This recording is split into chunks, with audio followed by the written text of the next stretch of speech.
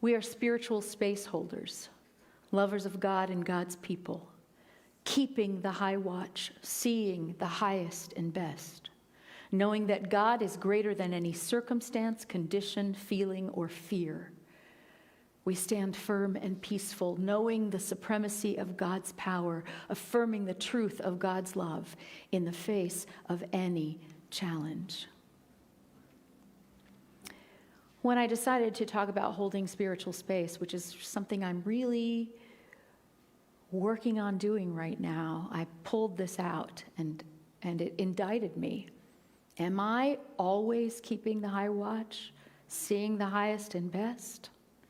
Do I really believe that God is greater than any circumstance? Do I stand firm and peaceful? Not when I'm watching the news. Knowing, do I believe that God's power is supreme, that God's love is the ultimate truth of not only how we are loved, but who we actually are in this world? And so when we can hold all of that, then we can face any challenge. When we let our challenges be bigger than God, then we are not, that's us. God is bigger than the challenges. We can determine that the challenges in our life and in our world, the challenges that we see through our perception, that we project onto our screen, that God is not that powerful. And anytime you think it's hopeless, I'm telling you, you have decided that God is not that powerful, and that if you were God, you'd do things differently because God really messed this up. And is that what you really think? It's probably not what you want to think. But it's often the way we think when we get challenged, because we're all nice and peaceful, standing firm in our truth when we're here together. And then humans, man, they just come in and wreak all kinds of havoc. So what I'm inviting you to do right now is to just open your heart space. If you haven't already, that's what the music is for, is to get your heart space open. The singing is for. But everybody just now take a deep breath from as deep in your belly as you possibly can. And let it go. In through your nose once more, slowly. And out through your mouth. Once more.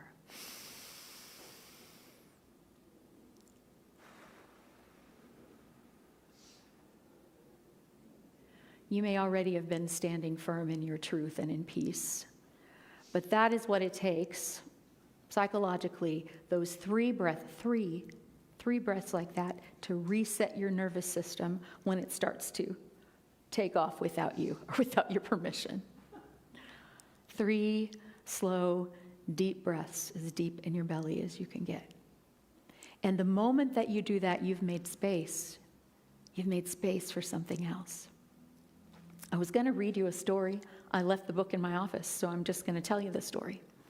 In Rachel Naomi Remen's book, My Grandfather's Blessings, she tells the story of a client of hers who was a teenager who had been diagnosed with diabetes and was extremely resistant to doing anything about it. Didn't want to take the meds, didn't want to eat right. Parents really, really worried. Doctors really, really worried. And in the course of their speaking together, he came to her one day and told about a dream that he had had. In his dream, he saw the face of Siddhartha Buddha, like a statue of Buddha.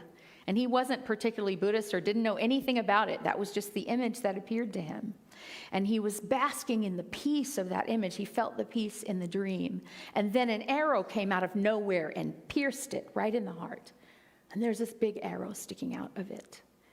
And his first reaction was to just weep and be bereft, because how could the peace of this amazing human or this amazing image be taken so suddenly by something outside itself?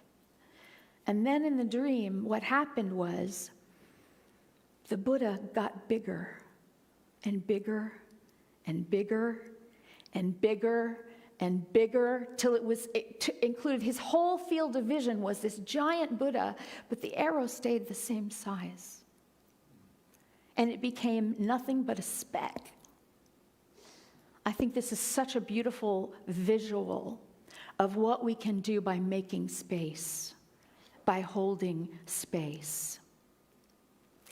The nature of space is love, okay? The energy of the universe is love. We've decided to believe that. We don't always act like that, but we've decided that we believe it.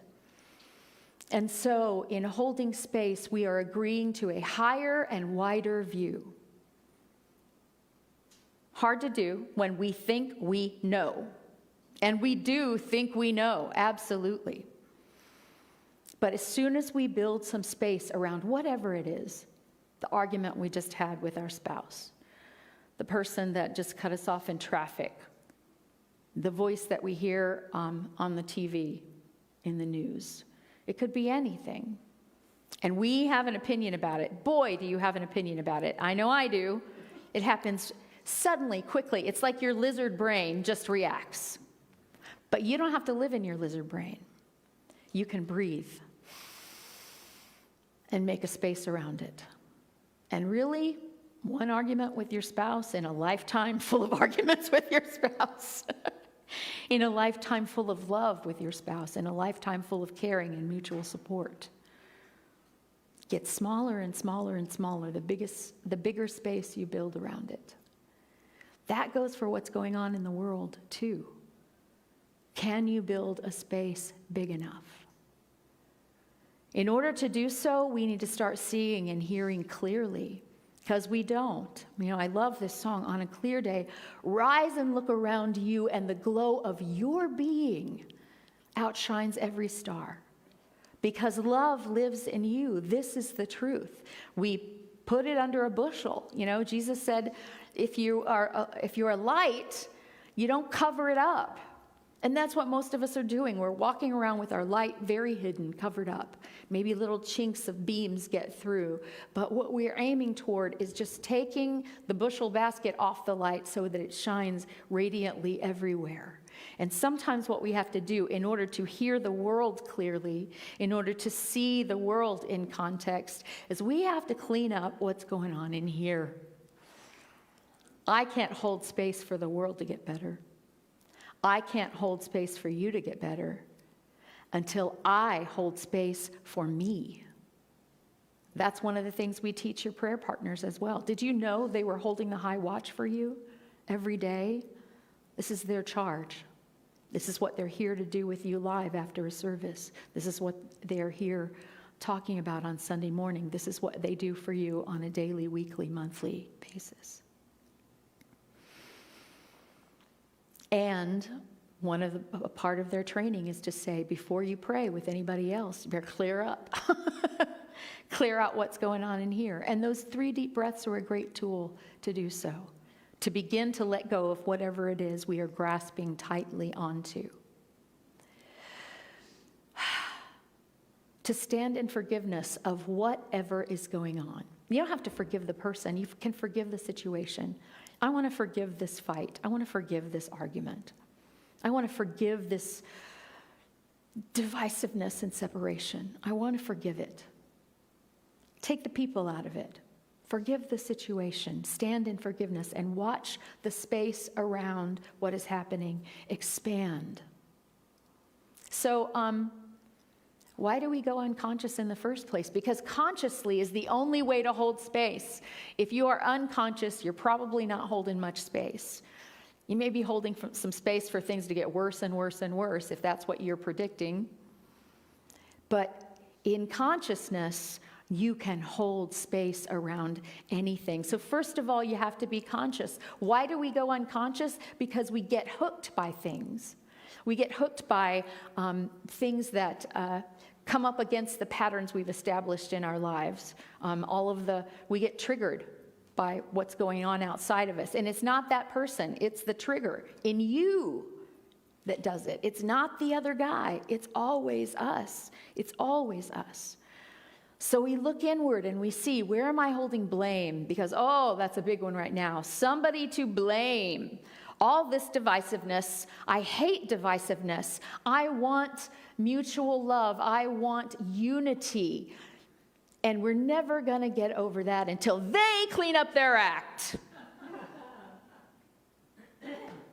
How's that feel to you? First step is right here. This is where we find unity. If we don't find it here, I promise you, you won't find it anywhere else.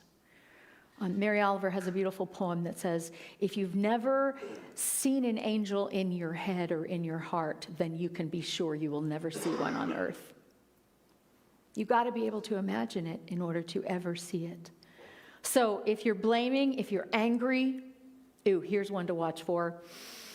If you're feeling righteous, I'm right. Because the moment you're right, somebody else has to be wrong. If you're feeling apathy, I don't even want to think about that. I don't care. I don't care, I don't care, I don't care. That's another signal that something has hooked you. And so we start cleaning up our own clutter. We start standing in forgiveness of that. We're not going to do it perfectly ever. But we can start saying, okay, I want to blame. That's a fact. I want somebody to blame. And I understand that that is my humanness trying to hold on to a measure of control. At least if I know who to blame, I've got some sort of handle on it. So I start holding space around that. What if nobody's to blame? Oh, but somebody is to blame. I hear you saying it. I know. What if nobody is to blame? What if everything is unfolding exactly as it should? There are people in my life who have, it seemed to me, done me personal harm, like set out to do me personal harm. Not one of them would I take out of my history, because I got a gift from every single one. Every single happening. And you will too, when you start to understand that it is all here. Either it feels good, which is what we like, or it is in some way for our good, which we don't really like. But when we can start thinking of, how can this be for my good? How can this be for my good? Sometimes the way this can be for my good is that it forces me to expand beyond how I'm standing right now, because the pain gets too much to stand here. There's too much blame to spread. I can't even do it anymore, or I can't do anything about who I'm blaming, so I begin to let it go a little bit. So I'm trying to give you some tools for this. So notice when you're when you're shutting down, when you're getting hooked, your body tightens.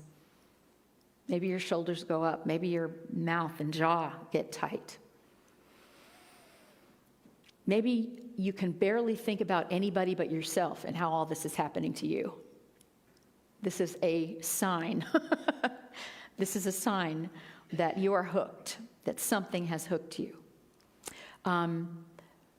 But just be aware of your body, right? What's going on in here? Am I tensed? What is my body telling me? Because your body will do it. Whether you agree with it or not, your body will carry out what the emotional message is that's going on with you. It will do it. So we start to notice our body and we start to go, okay, then I can relax that. I've created some space. I can breathe around that. I've created some space. And here's the deal. Sometimes we need to shield ourselves. Sometimes the pain is too horrible and we need to shield ourselves. But I'm not going to tell you don't use your shield. But I'm going to say the moment that you use your shield, you can't get that close to me shield, ask yourself this question. Can I open my heart at all, even a little bit? Because a shield doesn't have to cover every single inch. And then the question, how much can I open my heart? How much? How big can I get my heart to be? How big? So we remember then, what helps us with that is to remember the human condition. Everybody wants to be happy. Nobody wants to suffer.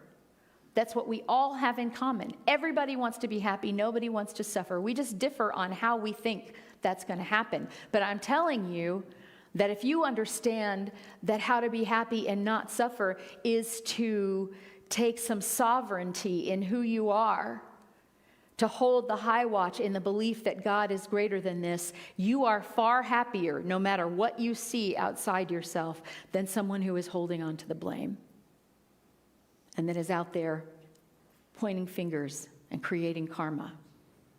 You don't have to do that. So we start to look for the goodness in others. Goodness? Ugh.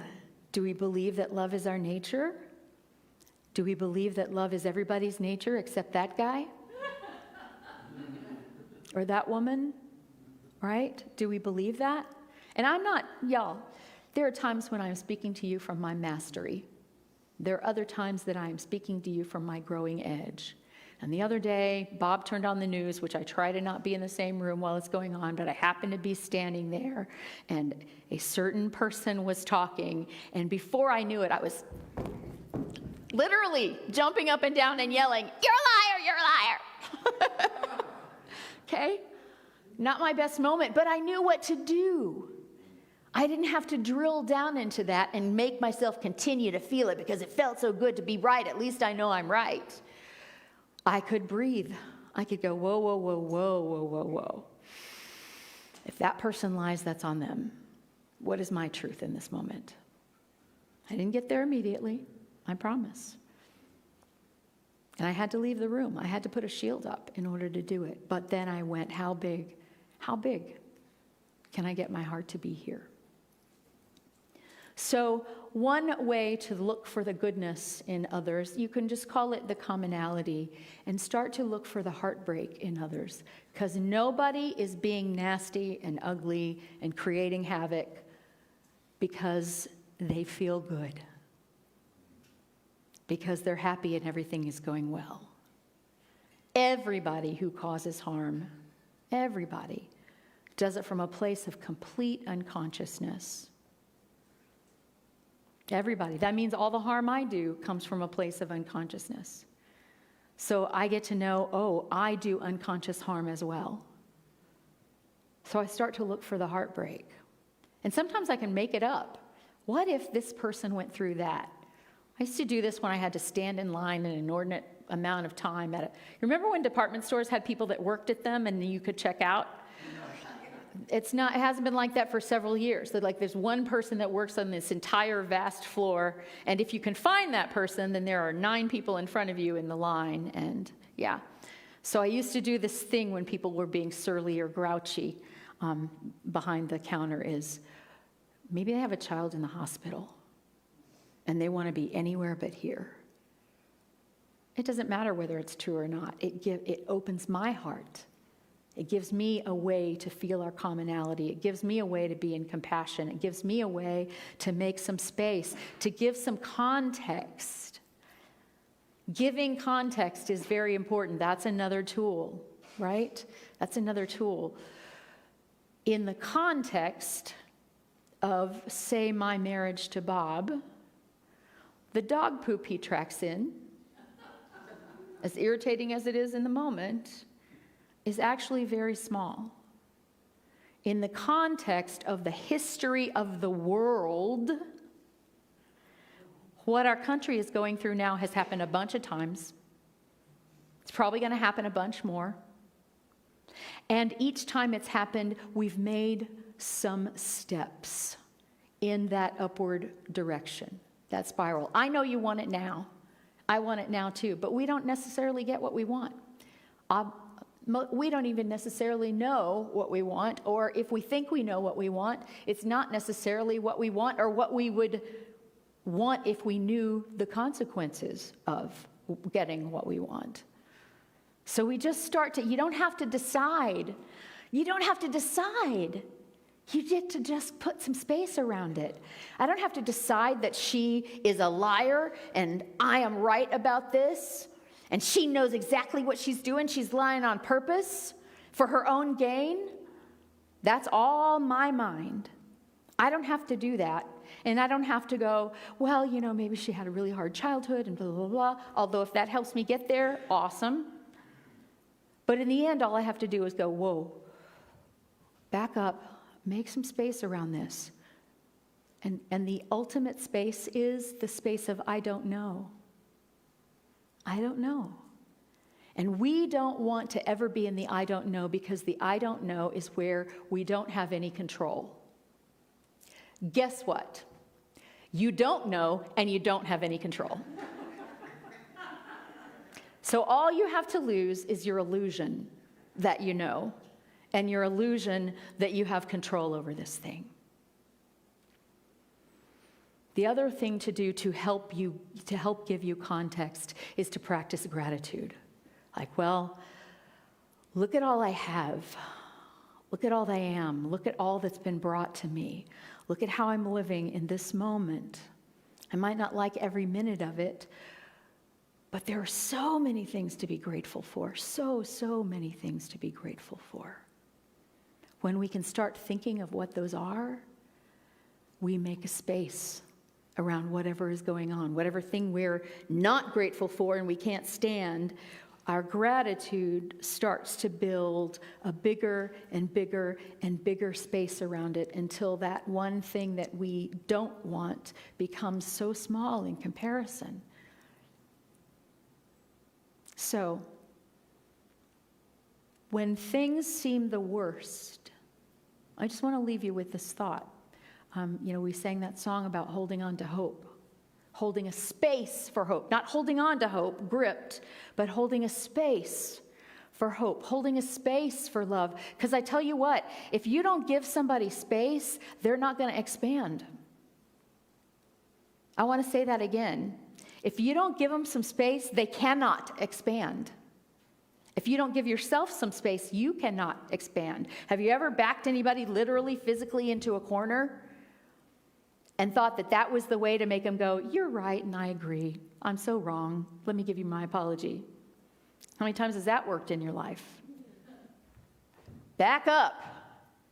Make a space in here and visualize a space around them, because they are also in a process of expansion. It may be slow. You may feel like they're way behind you. And maybe they are and maybe they're not. But when you give it space, you can begin to make things right-sized. And the worse it seems, often the closer we are to the turning point, to the tipping point that becomes a turning point. So just when we think it can't get any worse, maybe it can. And maybe it'll get so bad that we have no choice but to change. How have you changed in your life when you have spiritually grown?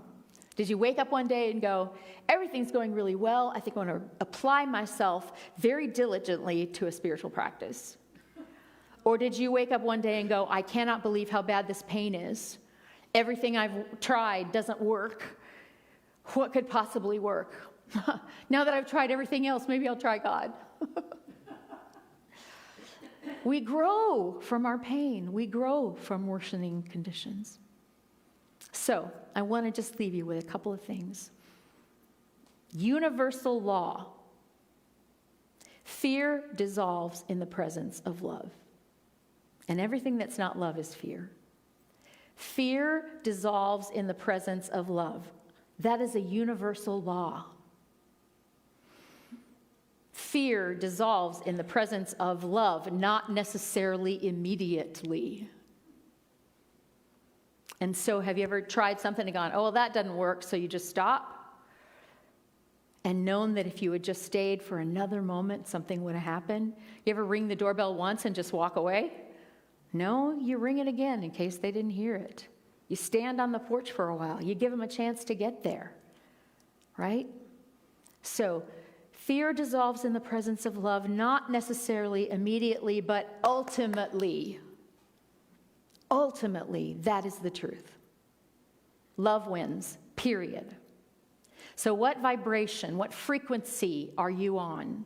What are you sending out? Radio, there's infinite frequencies that are there. What is the frequency you're creating? Because if you create this frequency of love and you create some space around it, you are not just healing yourself, you're healing all of us. Every moment that you spend making space for love heals all of us.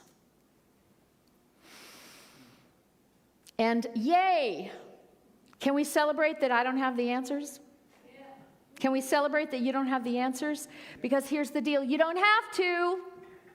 You don't have to. All you have to do is hold the space that there are answers beyond what your puny mind can make up. Do you believe there's no answer? I don't believe there's no answer. Do I believe that with my tiny little human mind and my limited human experience that I'm the one of all the people in the world, I'm the one that has the answer? If everybody would just listen to me. When we say that out loud, we see the ridiculousness of it. You don't have to have the answers, but you hold space for possibility. You don't even have to hold space that it will get better. Hold space for the possibility that love is already at work, is already doing its work and creating more love. And I get to either participate with that or I get to negate it. I get to either create my frequency on that and share it with the world, or I get to close down or decide to vibrate at a lower frequency and share that with the world, because that affects us all too. If we're one, everything affects us all. When we can start to hold the possibility even that that it's all good or for the good of me and this whole world, then I can begin to stand in some peace. And boy, what the world needs now is peace, sweet peace. Right? But no one can give you peace except you. So I find this space of peace that I can hold. And I hold it for myself. And I hold it for you. And I hold it, as we say every Sunday, for all of humanity. I wish you exactly the same. Thank you. I'm going to drink some water.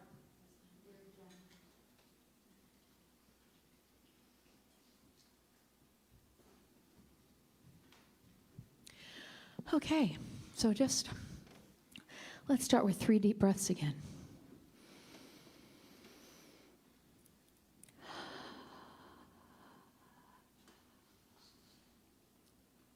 Let your belly expand.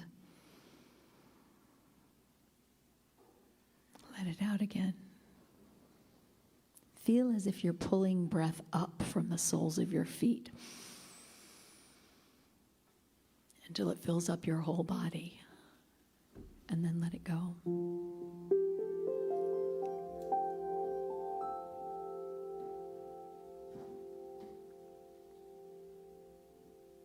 You can create a space of peace simply by doing that.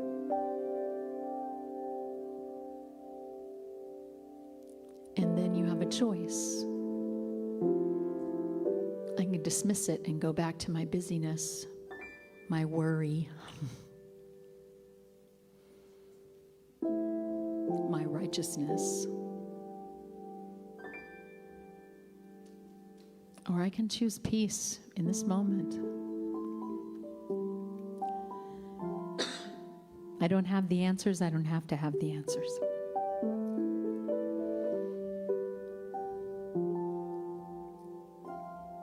I can just hold a space for peace.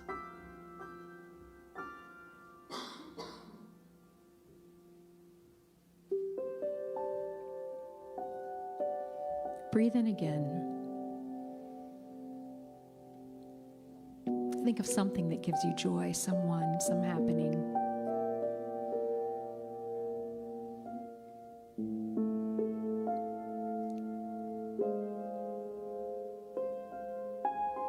Let it fill you up as you breathe in. Joy, joy, joy, joy.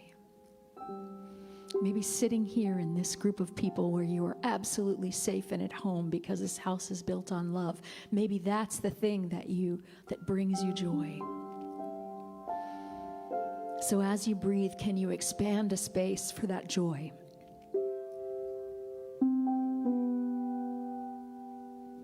to take a more and more central place to your life.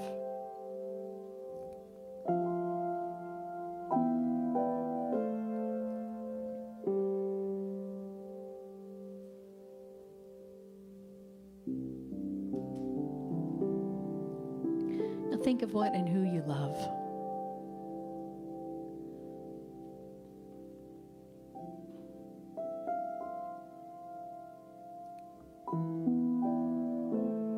Let that love fill your heart completely.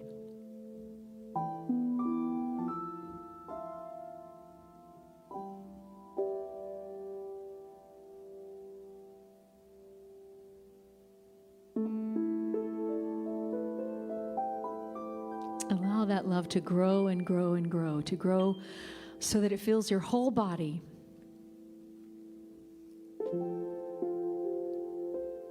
Christ said, if thine eye be single, the whole body will be filled with light. If we focus on love, above all, our whole body can be filled with light. And beyond our body, into space.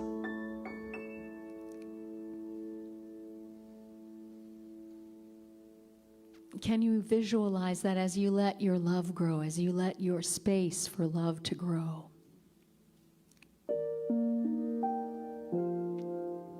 That even as you're sitting here, it cannot help but touch another person as it expands. It will. They may not know it. They may not know it's you.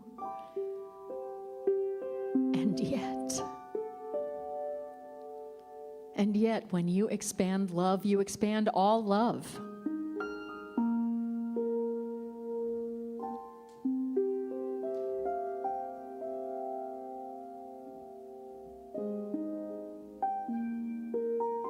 As you breathe, just continue to feel the expansiveness until you're outside the boundaries of your own body. You're outside the boundaries of this room.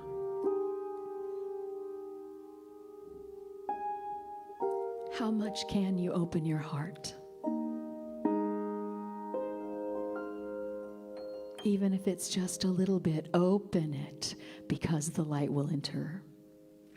And the light that is inside you will be able to get out.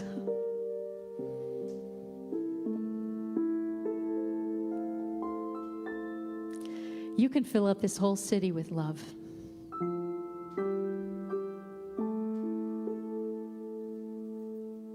You can fill up this whole country and this whole world with love. It's already there. All you're doing is making space for it. You don't have to manufacture it. It's who you are. It's the nature of things.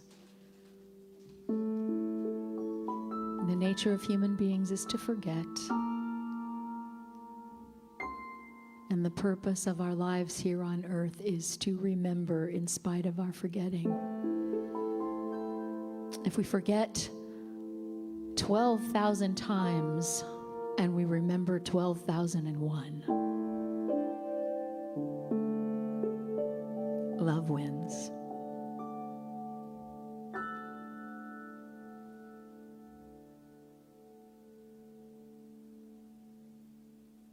Love wins.